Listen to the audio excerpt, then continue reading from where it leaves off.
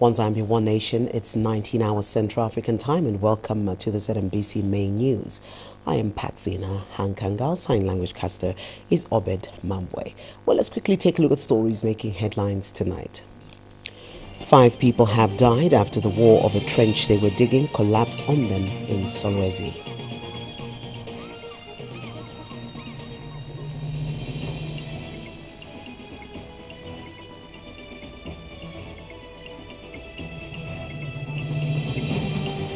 President Edgar has appealed to traditional leaders to help in fighting tribalism.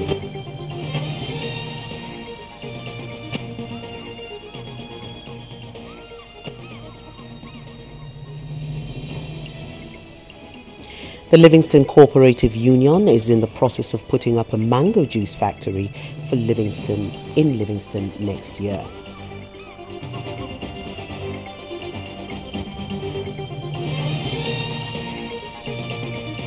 And in sports, the Handball Association of Zambia has thanked the Ministry of Sports for paying the fine that was imposed on the association for failure to attend the 2018 Africa Handball Nations.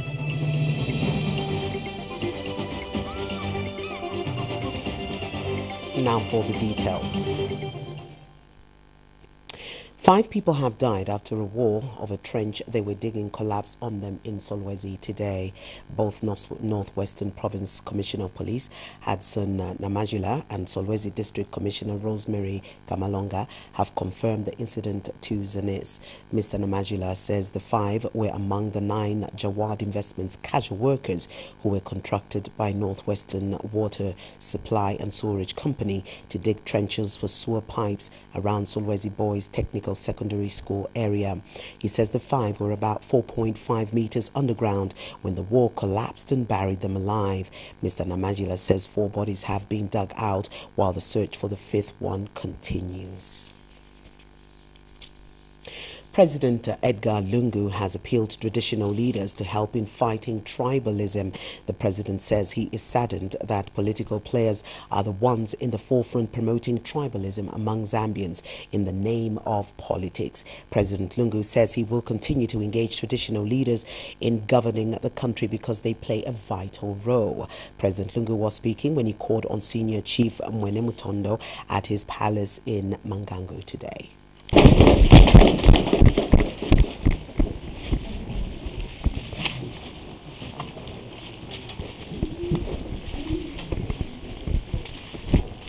And my challenge is that in my quest to develop this country, I should not leave anyone behind, or any region behind, or any tribe behind. It's not easy.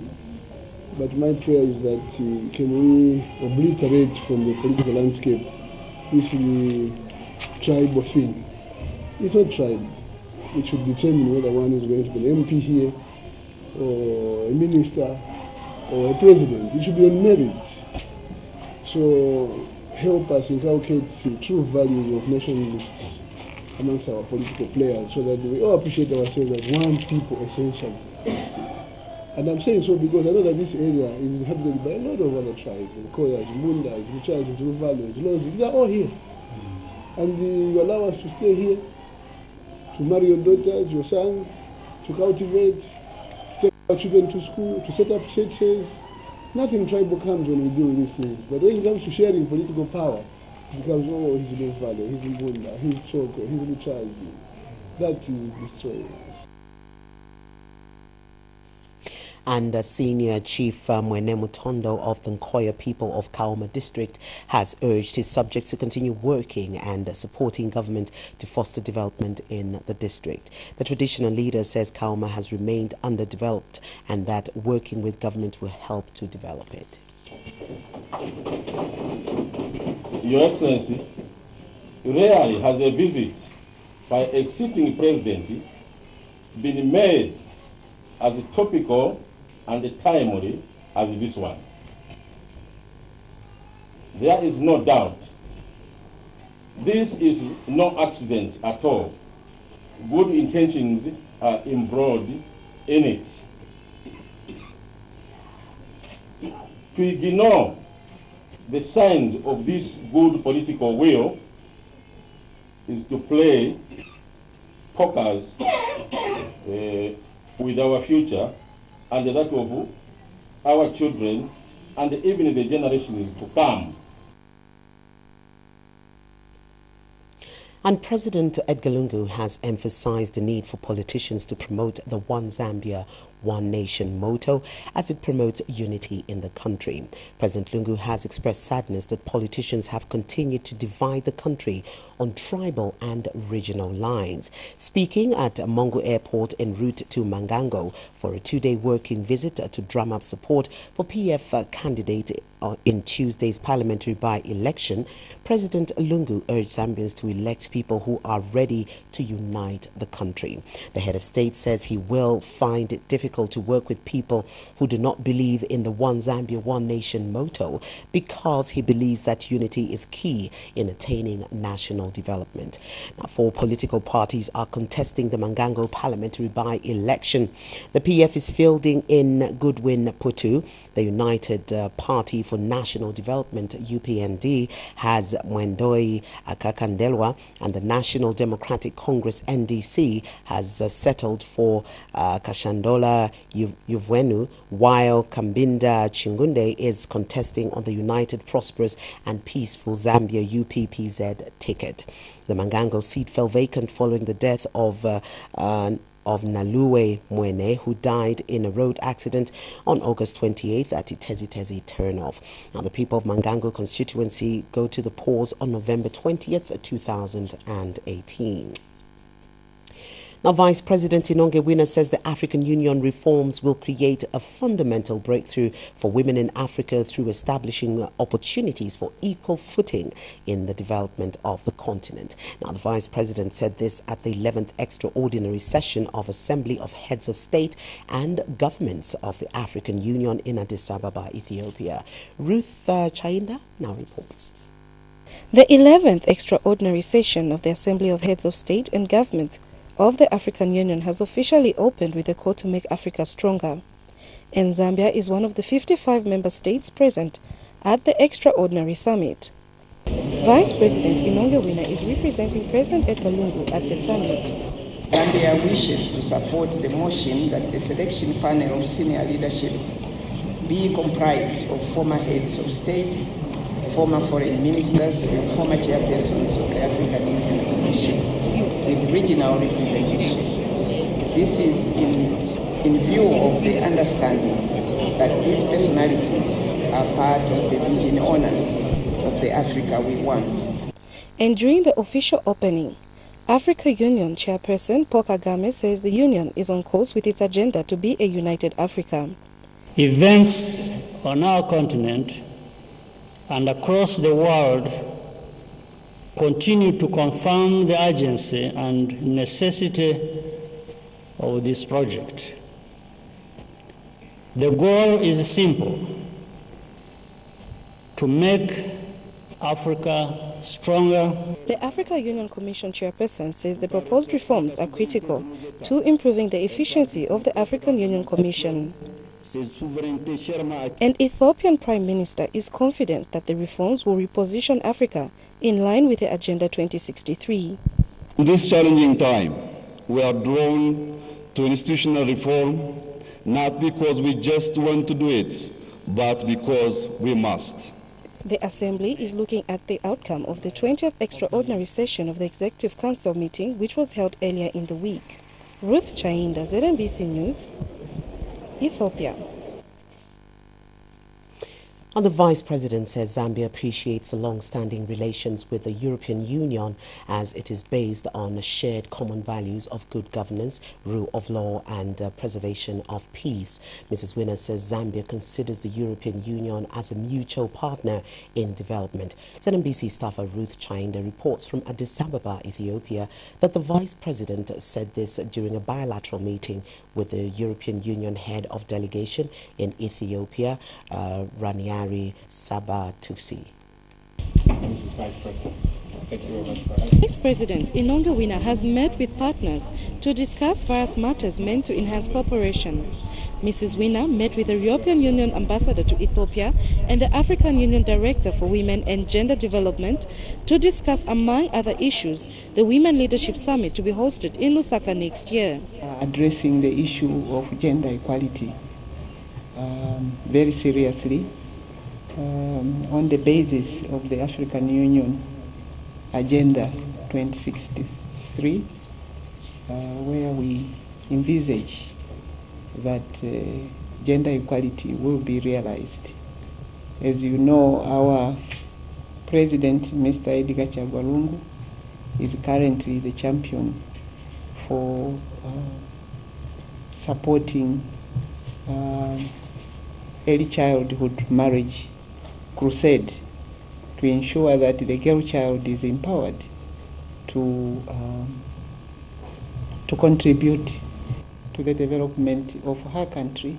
Mrs. Winner also assured the EU ambassador of government's commitment to continue fostering further cooperation. So we consider the European Union as a partner that we share values with, and it's supporting these values even at the African Union. The EU says they will support initiatives aimed at promoting gender equality. And we think is an excellence. And when we receive that, we send it to headquarters, and we know that there is a sympathy to look at it and to see to what extent we can contribute to this. Earlier, the Vice President held a closed-door meeting with the African Union Commission Chairperson, Ruth Chainda, ZNBC News, Ethiopia. Now, the Road Development Agency, RDA, is working on modernizing laboratories and machines used in testing and approving sample construction materials. RDA Vice Board Chairperson Yam Famukanga says this will also reduce the cost on exportation of construction materials for testing in neighboring countries. Now, he was speaking during an inspection of laboratories and L400 road project in Lusaka in the company of 80 board members. Details in the following report. Various road projects being implemented by government through the Road Development Agency in Lusaka are taking shape. The RDA board, led by its vice chairperson, Yam Famukanga, has gone on site to assess the progress made. Among the projects inspected are the Shimabala Toll Plaza, roads under the L400 projects, and laboratories used to test construction materials. My overall view is that management is doing well, and the contractors are also working very hard, even the consultants. RDA will modernize its laboratories for testing construction materials. We are trying to think of how we can enhance the operations of the laboratory by coming up with a new infrastructure and proper equipment. There is already a proposal on the table. Management is already ahead of that situation. And RDA Chief Executive Officer Elias Mwape is impressed with the works. We have actually done over 160 kilometers, which is very impressive. There are a number of things, of course, that we need to improve. Modernization of laboratories for testing construction materials will reduce costs incurred in exporting samples to other countries. Asnat Ngoma, ZNBC News, Lusaka. Now, government is planning to install cameras in examination storerooms across the country by next year. Minister of General Education David Mabumba says this is aimed at curbing the examination malpractice across the country. He says the installation of cameras will enable the Examination Council of Zambia, ECZ, monitor examination storerooms. The minister was speaking when he met teachers in Mumbwa district. And teacher unions have welcomed the Ministry of General Education's move to put CCTV cameras in strong rooms to safeguard examination papers. Basic Teachers Union of Zambia BETU's General Secretary Jeffrey Simuntala says the Ministry of General Education must go further and put in place measures that will ensure there is no leakage in the next examinations. Mr. Simuntala told ZNBC News that the recent incident of examination malpractice has potential to dent the image of the country where examinations are concerned. And the Zambia National Union of Teachers, ZNUT, says the move is welcome as long as it will cater for rural areas. ZNUT General Secretary Newman Wubala says there is need to protect examination papers from the point of preparation to the strong rooms. Putting of CCTVs in these strong rooms and wherever the exam papers are stored, this is a welcome move. If government wants to go that route, I think it will help in a way, because obviously we'll be able to track and see whoever is tampering with the papers. That is okay, but we need to go further and do much more than that, so that at least we keep this scourge. Like we have always indicated, it's not a good scourge.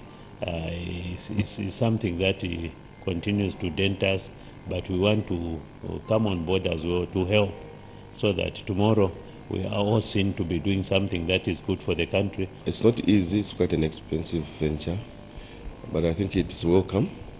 Our only concern is how soon, especially in rural areas, because I think there's a challenge of electricity, and you know what it is the development levels in rural areas are quite a challenge. So if we can find a way of the solar system to be taken to every center, then I think it's manageable that way. So if there's an investment, with Examination Council of Zambia can work with the Ministry of Education to budget for centers where the strong rooms are, then it is very workable and most welcome. Well, we take our very first commercial break. Do stay tuned for more stories after that. Well, thank you for still staying with us, and now for the rest of the news. The Ministry of Commerce has initiated a legal framework aimed at improving cross-border trade. Ministry of Commerce Permanent Secretary Kayula Siame says the Border Coordination and Trade Bill has already been presented to Parliament. Ms. Siame says the bill, once passed by Parliament, will result in better coordination of trade at borders. She was speaking in an interview with ZNBC News in Lusaka. And Ms. Siame has noted that while Zambia's ranking in terms of ease of doing business globally has dropped from 87 to 85, the country still remains competitive in the region. So the Ministry of Commerce is taking that lead role to ensure people understand why we need to reduce the cost of doing business. Because if we want our domestic economy to grow, if we want our businesses to be competitive, then we need to ensure that the regulatory compliance costs are not high, and that they are able to meet their costs and they don't become onerous. So we've noticed that there are a few regulations that are leading to some of the businesses complaining that it's becoming onerous. So we have also requested Business Regulatory Review Agency to ensure that they can quickly also identify those areas in the different sectors that are onerous to the business community, so that we can tackle them together with the private sector. Now, the Livingston Cooperative Union is in the process of putting up a mango juice factory in Livingston next year. Union chairperson Runwe Kamapanza says it does not make business sense for Livingston to keep importing mango juice when the country is blessed with plenty of mango trees. We have a report.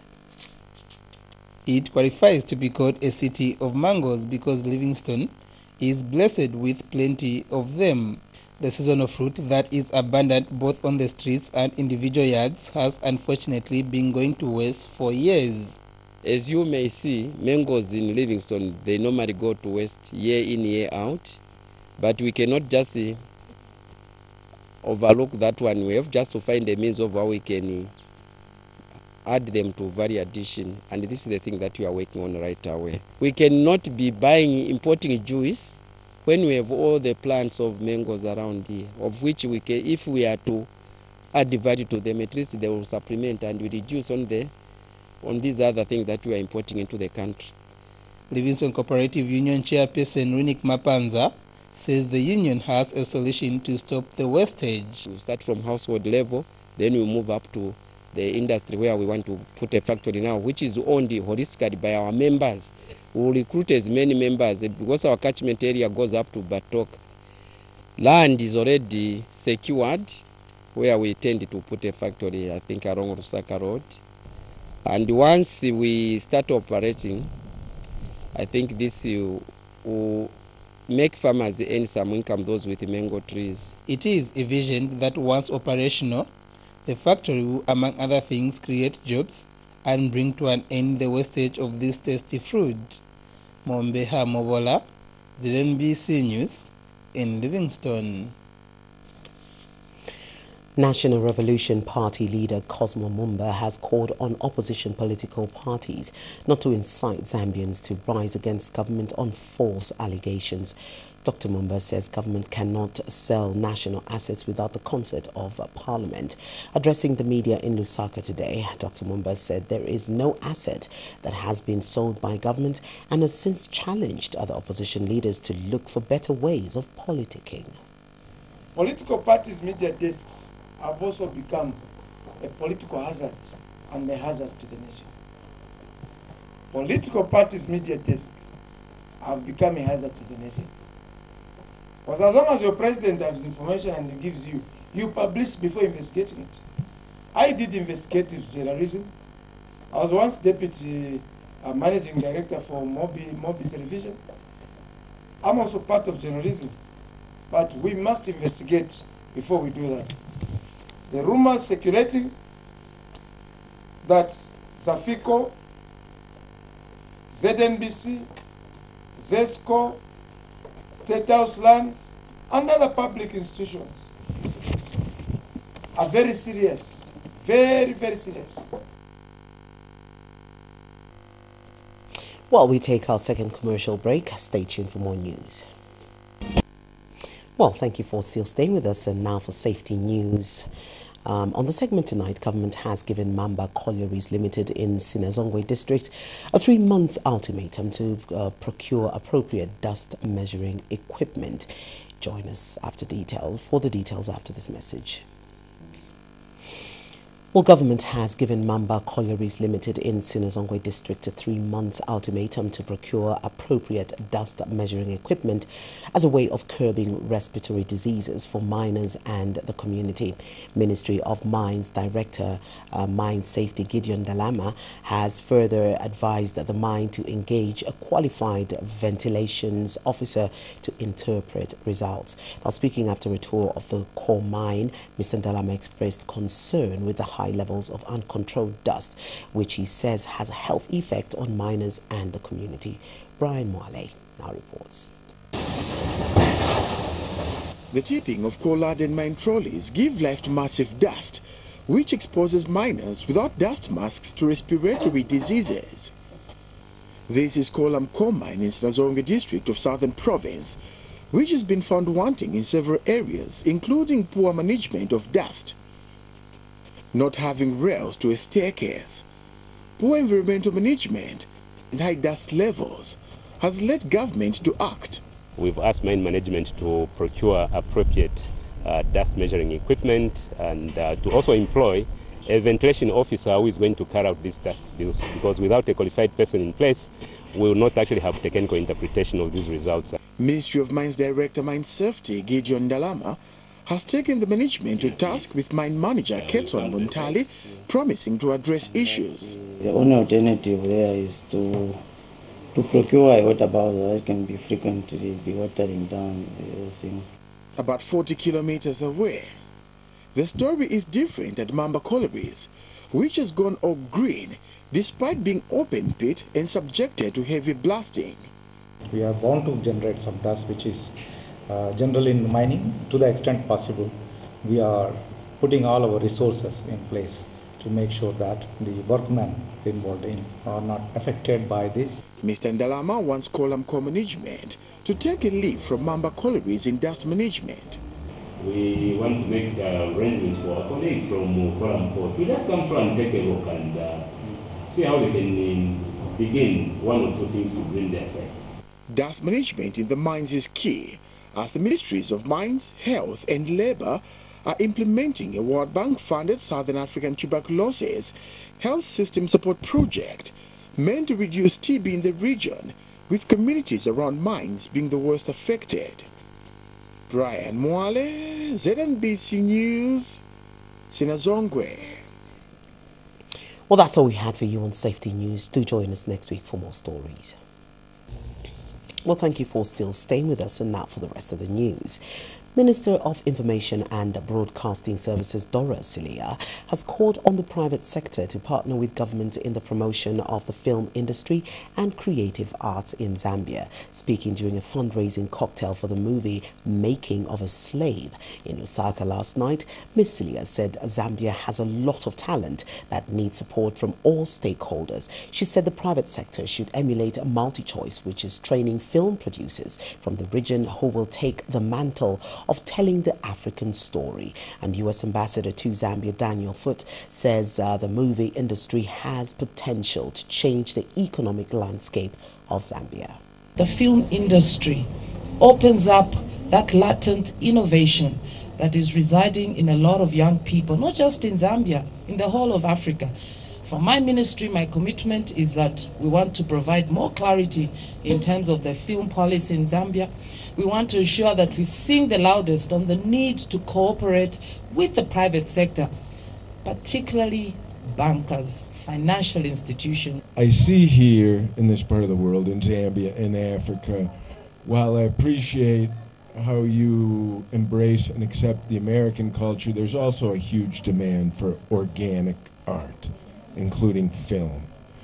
And so the vision I see here in coming to Zambia to make organic art, I think, is critical. I speak a lot about our exchanges between the United States and Zambia, about trade, about attracting American artists and entrepreneurs and business people and people from all stripes. And this is a fantastic example of how to do that. Alongside the movie, we are shooting a documentary, unlike any documentary you guys have ever seen. You know, we're shooting a documentary that we want to hand over to Marvel and Netflix and all these other people and pitch Zambia as a destination for filmmaking.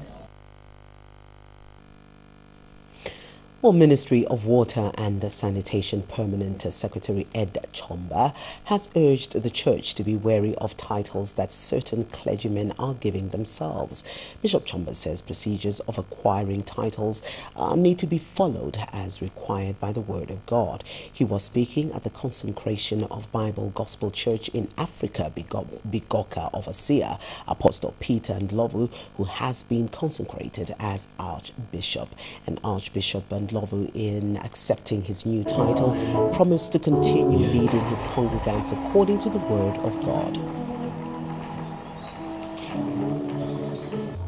By Reverend Pukuta M. Mwanza, Executive Director, Evangelical Fellowship of Zambia at Lusaka.